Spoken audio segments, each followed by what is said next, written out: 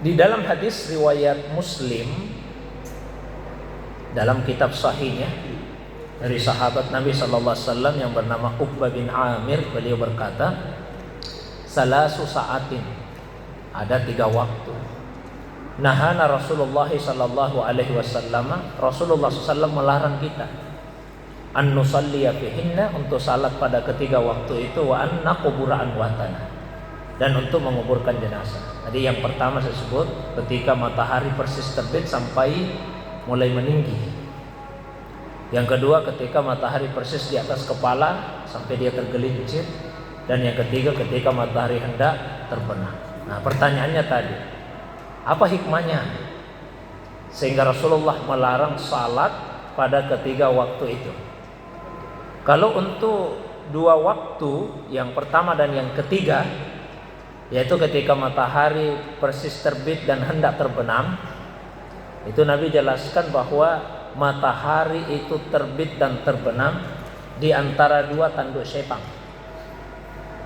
Matahari terbit dan terbenam di antara 2 tanduknya syaitan. Jadi seakan-akan kalau ada yang beribadah pada waktu itu, seakan-akan dia menyembah syaitan tersebut. Meskipun ada ulama yang memahami bukan berarti betul-betul matahari terbit terbenam di antara 2 tanduknya. Hanya saja setan itu meletakkan kepalanya di tempat terbit dan terbenamnya matahari. Untuk apa? Ketika ada yang menyembah matahari, dulu Pak ada yang menyembah matahari. Bisa sekarang ada Pak ya. Sampai sekarang ada bangsa tertentu dia sembah matahari, ketika terbit dia menyembah. Nah, maka pada saat ada yang menyembah matahari di saat yang bersamaan, dia juga akan tunduk kepada syaitan. Nah, itulah liciknya syaitan, letakkan kepalanya di situ.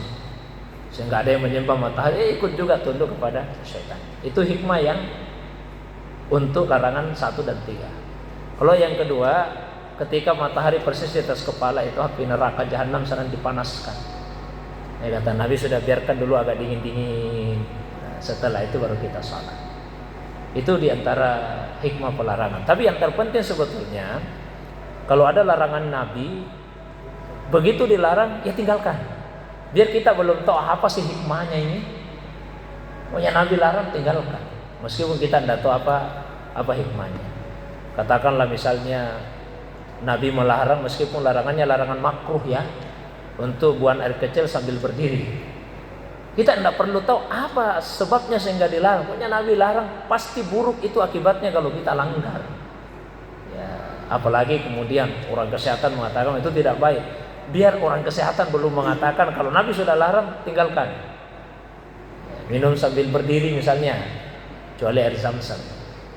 Nah, Nabi melarang, larangannya makruh. Begitu Nabi larang, tinggalkan.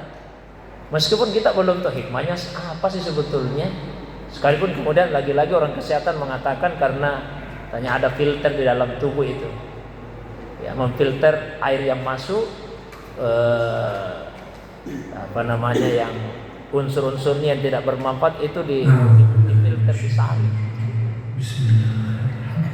Sehingga apabila kita berdiri maka tidak tersaring.